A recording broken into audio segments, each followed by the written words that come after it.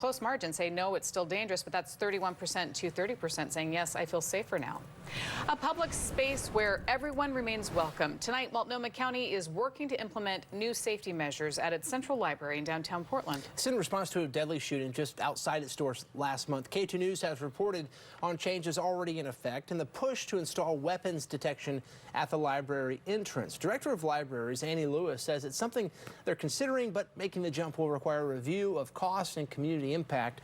Vapor detectors are also on the table following staff concerns about drug use inside the building.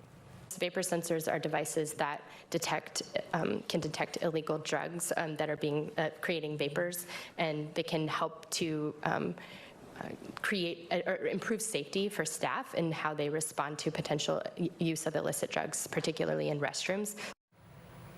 It's not clear how much these devices could cost. Lewis says the estimate for a weapons detection system and people to run it is about $750,000 a year.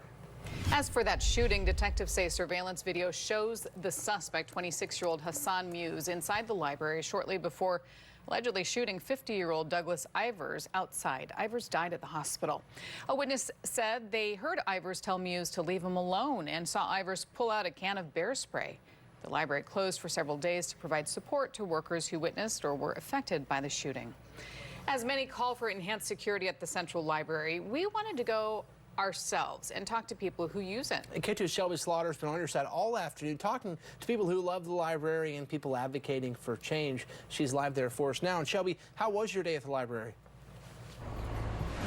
Well, today was relatively calm. I'd say right now it's starting to pick up. We just watched a guy spray what smelled like an entire bottle of dry shampoo on his feet and then leave those shoes right there. He told me that someone is coming to pick up those shoes.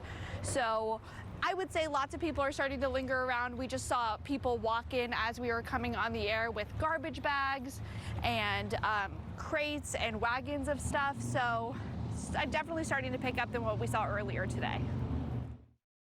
I don't come down here often.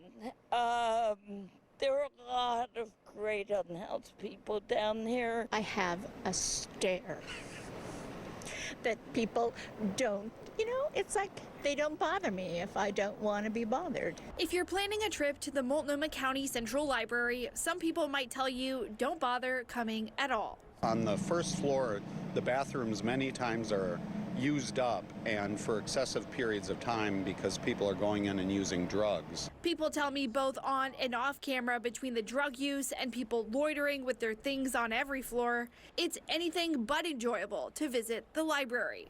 So we went inside to see for ourselves. So you'll see anywhere, depending on the time of day and day of the week, anywhere from 2 to more, even up to 5, 6 computers just in that main hall that you've been in, where people are just sitting, sleeping at the computers. On Friday, there were dozens of people coming in and out of the library.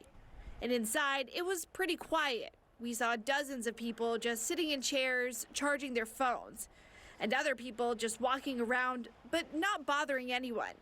Many people inside tell me this is a common occurrence. If something happens, they don't, what can they do except call 911 and hope, sheriffs or the police show up quickly. And I do just want to say there has been security there. There is one security officer right here at the door, and there have been some stationed at all corners of the library throughout the day. Reporting live in Portland, I'm Shelby Slaughter, K2 News. Shelby, thank you. With a history dating back to the 1800s, Multnomah County's Central Library has played an integral role in Portland's history.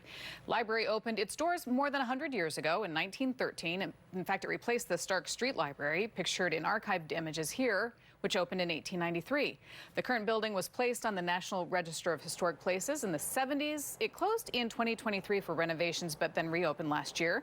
Today, it remains the largest library in the county.